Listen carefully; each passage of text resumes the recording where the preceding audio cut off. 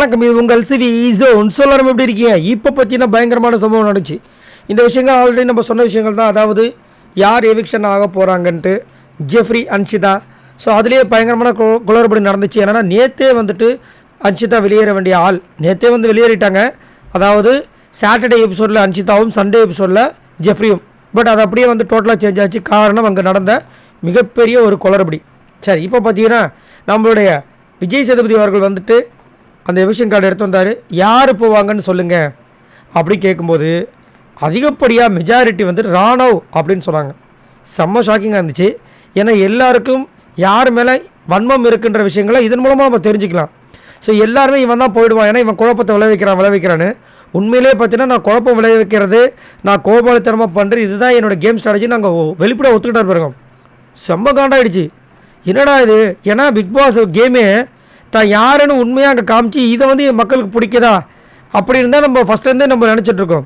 ஆனால் இந்த கேமுக்காக நான் நடிக்கிறேன்னு வெளிப்படையாக ஒருத்தர் சொல்கிறார் பாருங்க. இங்கே விஜய் சேதுபதி கேட்குறாரு, அப்படியே பண்ண ஆமான்றாரு.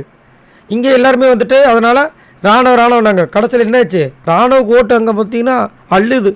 அது என்ன ஓட்டோ, கள்ள ஓட்டோ, நல்ல ஓட்டோ, ஆனால் அவர் சேஃபு.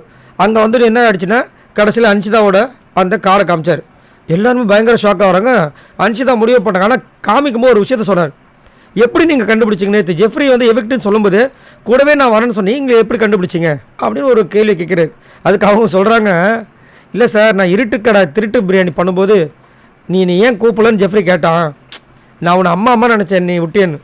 நான் கூட அம்மா நினச்சேன்னு சொல்லிட்டு ஏதோ ஒரு நல்ல விஷயத்த சொல்ல போகிற பார்த்தா இருட்டுக்கடை திருட்டு பிரியாணி கேவலமான செயல், அதில் ஜெஃப்ரியை விட்டுட்டு இவங்க பண்ணிட்டாங்கன்னு சொல்லிட்டு அவர் கோச்சிக்கிட்டு இருக்காரு.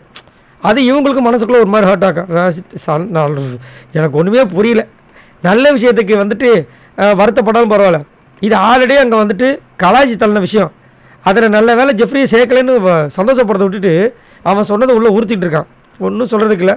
அப்புறம் போகும்போது பவித்ரா வந்து கண் கலங்கினது ரொம்ப வருத்தமாக இருந்துச்சு. இதில் இன்னொரு விஷயம் இருக்குது.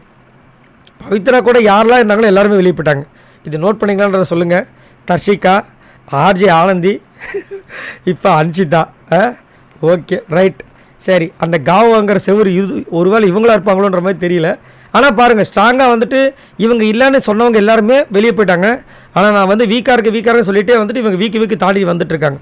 உங்களோட கருத்துக்களை சொல்லுங்கள். அன்ஷிதா போனதில் உங்களுக்கு என்ன தோணுது? மறக்காமல் கமெண்ட்ஸ் பண்ணுங்கள். பாய் நண்பர்களே.